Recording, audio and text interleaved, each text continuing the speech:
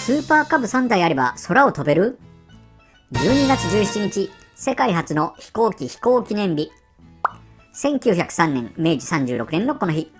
アメリカノースカロライナ州キティホークでライト兄弟が世界で初めて動力飛行機の初飛行に成功しました。